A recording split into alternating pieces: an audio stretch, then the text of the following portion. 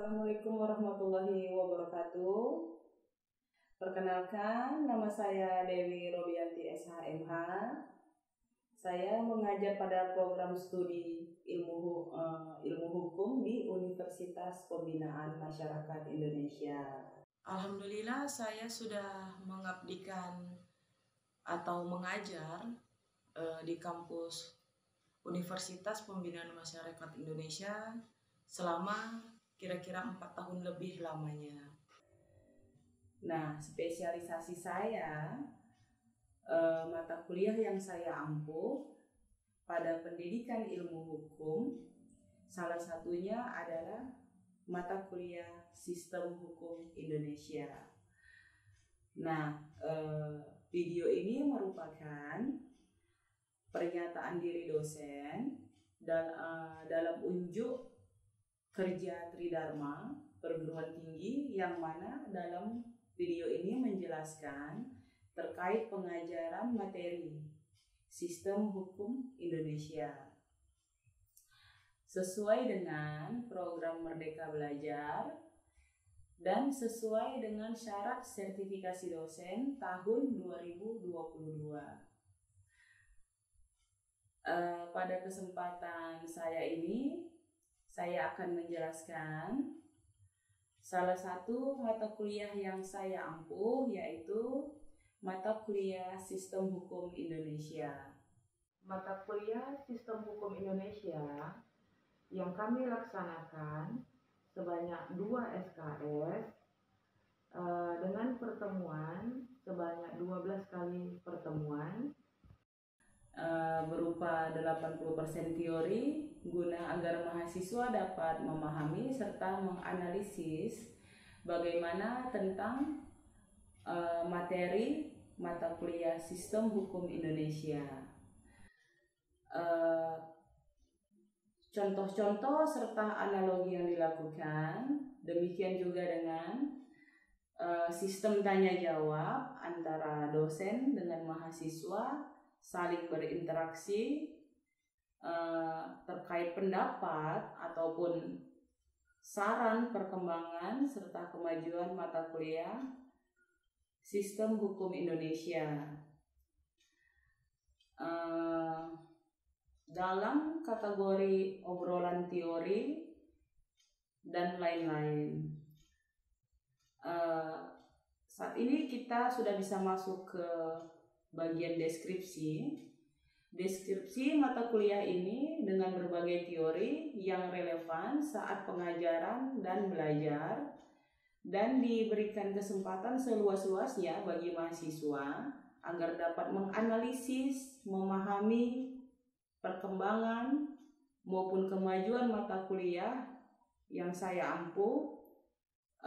Tentunya saya memprioritaskan untuk 5 poin ini terkait pencapaian terhadap mahasiswa.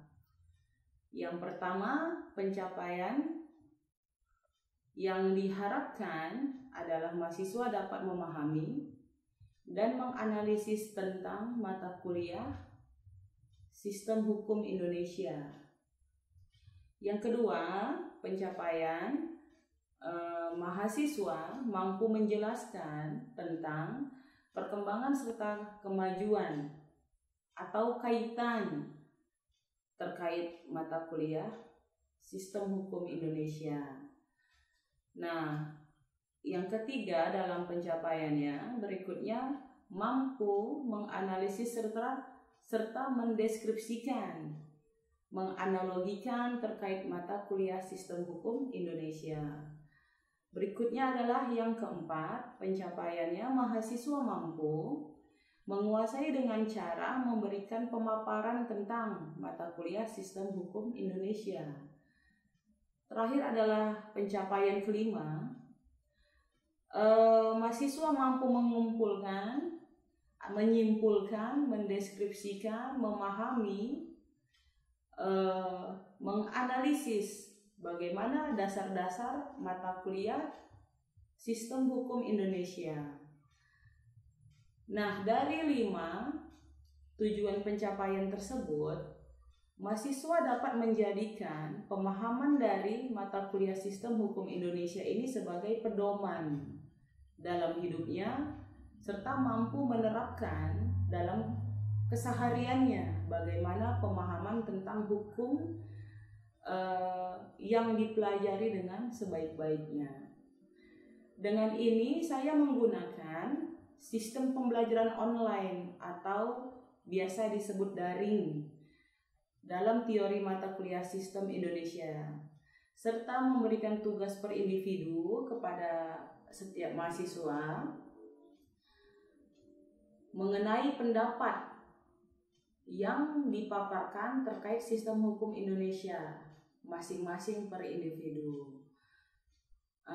Dengan 5 metode pencapaian tadi yang sudah saya sebutkan sebelumnya, mahasiswa mendapatkan yang saya harapkan mendapatkan inspirasi tersendiri sebagai penerapan pemahaman hukum tentunya, serta oleh karena itu terpenuhinya pembentukan pola pikir yang bermanfaat dalam penerapan sistem pengajaran sebagai fondasi berpikir bagi mahasiswa. Mata kuliah Sistem Hukum Indonesia dalam 2 SKS sebanyak 12 kali pertemuan ini, saya menciptakan gagasan-gagasan untuk mahasiswa demi memicu semangat belajar tercipta dan memicu tanggapan-tanggapan positif serta respon-respon yang positif sesuai ketentuan Merdeka Belajar. Bagaimana pertemuan dengan teori yang disampaikan dapat terlaksana dengan baik sehingga mahasiswa dapat memahaminya. Dengan cara dosen dapat menarik perhatian mahasiswa, dengan itu secara otomatis mahasiswa akan merasa sangat mudah belajar karena adanya daya tarik dari dosen yang mampu memberikan pemahaman. Berikutnya, mahasiswa akan mampu menganalisis dan seterusnya. Dengan sendirinya, mahasiswa menjadikan penyemangat belajar bagi mahasiswa itu sendiri tentunya. Baik, untuk saat ini kita masuk bagian asesmen. Asesmen yaitu metode penilaian yang mana di awal perkuliahan adanya kontrak perkuliahan yaitu antara pihak dosen dengan mahasiswa. Dengan itu dalam arti adanya informasi kepada pihak mahasiswa berupa absensi, tugas kuliah, serta cara penilaian bobot mahasiswa. Dalam pelaksanaannya ini sebuah pokok penting karena erat kaitannya pada nilai yang akan diberikan oleh dosen yang akan didapatkan oleh mahasiswa. Nah, demikian kiranya yang saya paparkan ini, dan setelah ini saya akan menayangkan berupa video pembelajaran mata kuliah Sistem Hukum Indonesia. Terima kasih. Assalamualaikum warahmatullahi wabarakatuh. Selamat datang rekan-rekan mahasiswa yang saya banggakan. Semoga kita selalu dalam keadaan sehat walafiat dan dalam lindungan Allah Subhanahu wa taala Tuhan yang Maha Esa. Selamat datang di mata kuliah Sistem Hukum Indonesia, jurusan Ilmu Hukum UPI Medan. Mata kuliah ini ditujukan bagi peserta didik yang sedang mengambil program S1, sarjana pada ilmu hukum terutama terkait Sistem Hukum Indonesia. Mata kuliah ini memiliki beban SKS sebesar 2 SKS dengan kode mata kuliah NKK 134. Selamat mengikuti perkuliahan ini dengan baik, salam semangat dan tetap semangat pada sahabat semua ya. Baiklah kepada rekan mahasiswa sekalian, berikutnya saya akan memaparkan tentang Sistem Hukum Indonesia. bagian A tentang pengertian sistem. Menurut Sri Sumanti dalam Kamus Umum Bahasa Indonesia, sistem mempunyai 3 macam arti. Pengertian sistem yang paling sesuai dengan topik pembicaraan kita adalah sistem yang pertama. Adapun sistem yang pertama itu ialah sekelompok bagian-bagian alat dan sebagian yang bekerja bersama-sama untuk melakukan suatu maksud.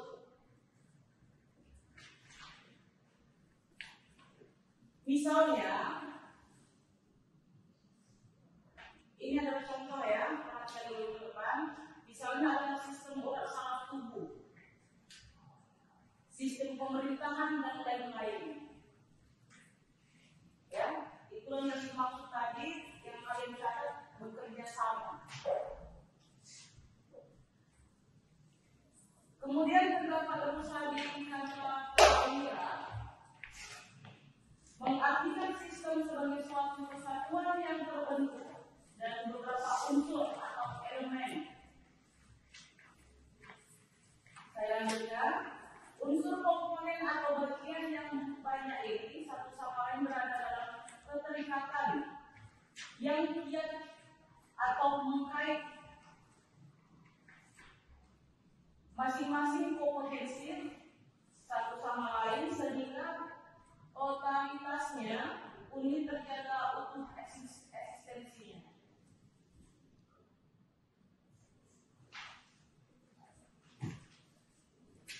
Berikutnya lagi, sedangkan definisi hukum menurut Sewens-Krugman yang juga diatasi oleh Bakhan Mustafa adalah seperangkat komponen yang bekerja sama untuk mencapai suatu tujuan umum.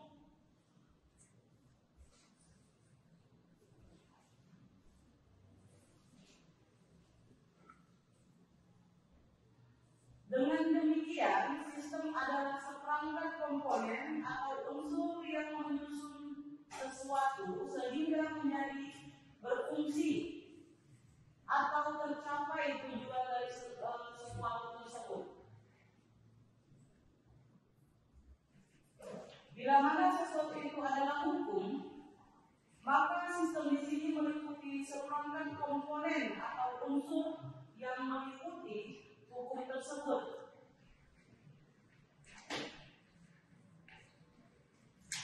Saya lanjutkan. L.M. Friedman misalnya menyebut unsur-unsur yang mencakup hukum itu ada 3, yaitu substansi, struktur, dan budaya dari hukum tersebut.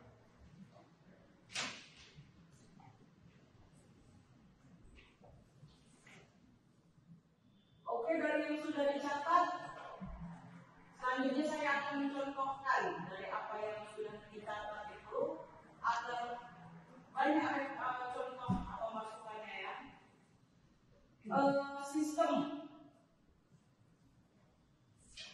tentang sistem hukum Indonesia. Contohnya adalah misalnya kita dapat membayangkan suatu mobil.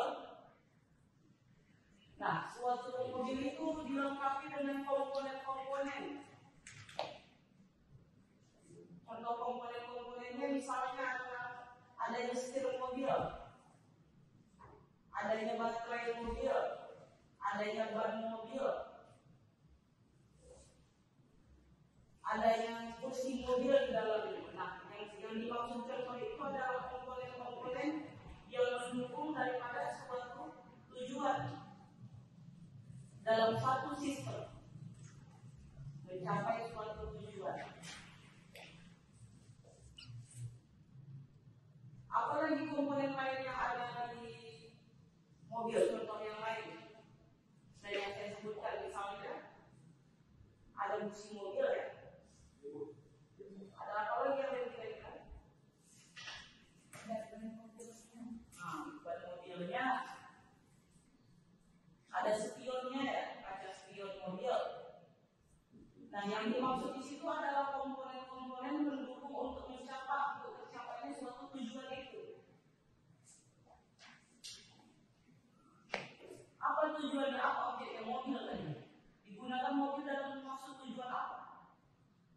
Nah, artinya begini, seringkali timbul permasalahan di situ.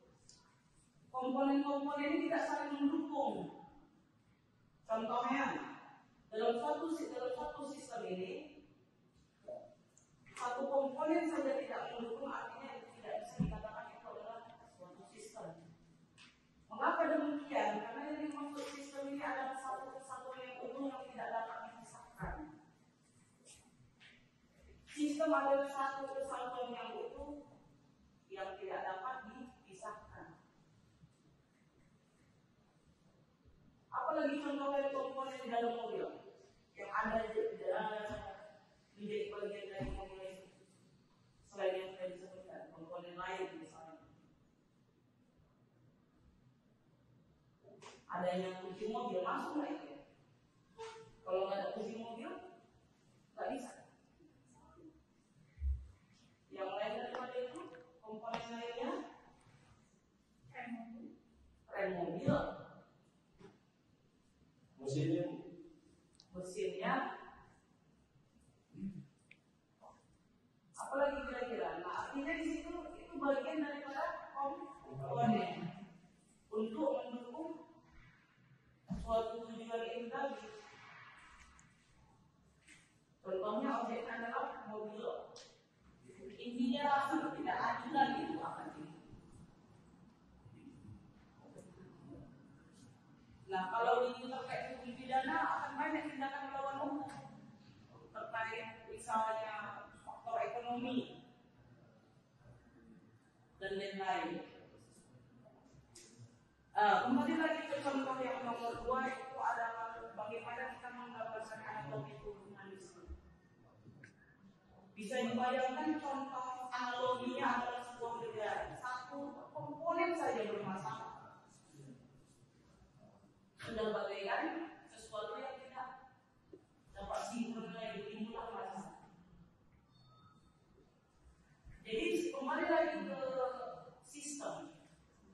Saya ingatkan kembali, sistem adalah satu kesatuan yang utuh yang tidak dapat dipisahkan.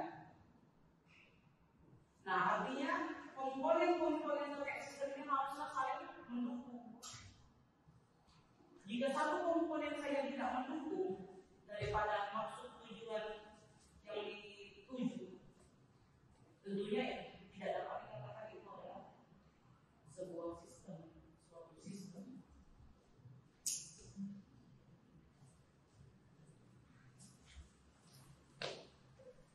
Karena yang dimaksud sistem pada prinsipnya adalah apapun terkait itu di bawahnya mendukung daripada sistem itu sendiri atau tujuan atau maksud itu sendiri.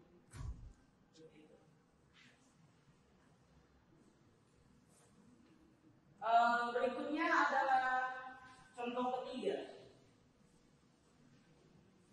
Contoh ketiga yang menggambarkan analogian yang dimaksud dengan sistem.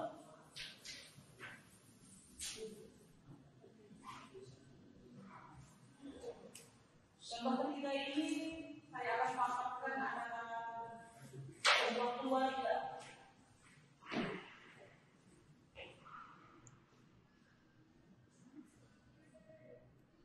Yang dikatakan keluarga adalah adanya kepala keluarga, adanya seorang istri, anak, dikategorikan hal itu sebagai keluarga.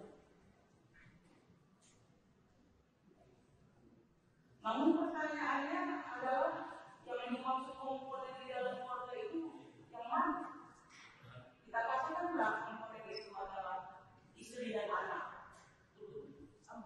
Tidak stabil lagi, emosional, ulang-ulang normal dan seterusnya ya. Sesi tanya jawab ya, sebelum menutup, saya ingin bertanya atau mendengar pendapat daripada rekan-rekan mahasiswa sekalian terkait apa saja dampak daripada suatu sistem apabila komponen-komponen daripada sistem tersebut tidak berjalan dengan baik. Apa aja kira-kira dan apa? Izin Bu, saya ingin menanggapi pertanyaan dari Ibu mengenai dampak daripada jika salah satu komponen sistem tidak berjalan dengan baik. Nah, menurut pendapat saya di sini, jika salah satu komponen tidak dapat atau tidak berjalan dengan baik, otomatis seluruh fungsi atau seluruh komponen-komponen lainnya itu tidak dapat difungsikan. Jadi sistem itu tidak mencapai tujuan dengan baik. Kemudian berefek juga bagi bawahan-bawahan dikaitkan dengan misalnya di sebuah negara salah satu komponennya misalnya tidak baik.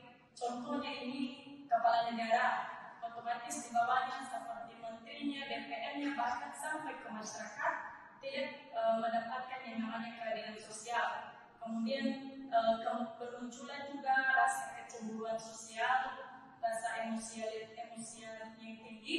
Jadi itu menyebabkan efek negatif bagi sebuah negara. Ya, pendapat yang lainnya kira-kira terkait hukum pidana, apakah semakin banyak tindakan melawan hukum terkait daripada komponen suatu masalah ini tidak berjalan dengan semestinya? Kira-kira apa pendapatnya? Ini pernah Ya. tidak tahu mengubah sistem itu adalah suatu komponen yang berdekatan. Sebenarnya sama katakan itu sebagai usul. Ketika dalam suatu komponen itu terjadi suatu masalah, maka bukan tidak bisa berjalan. Nah, terkenal suatu program yang sudah diterapkan tersebut.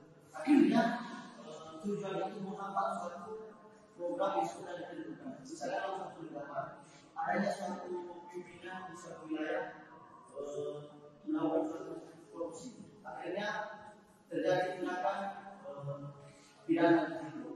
Akhirnya itu menimbulkan suatu kerugian negara. Di situ terjadi suasananya sistem itu atau ilmu itu terjadi yang kurang baik di situ. Demikian. Ya, berikutnya dampak daripada komponen suatu sistem tidak berjalan dengan baik.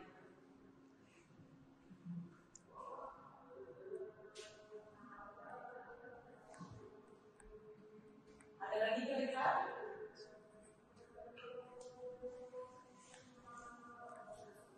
Jika sudah tidak ada, saya akan tutup mata kuliah saya, yaitu Sistem Hukum Indonesia pada hari ini. Terima kasih kepada rekan-rekan sekalian semua. Dari banyak kata yang telah saya baca dan dari banyak hal yang telah kita simak bersama-sama, semoga apa yang telah saya sampaikan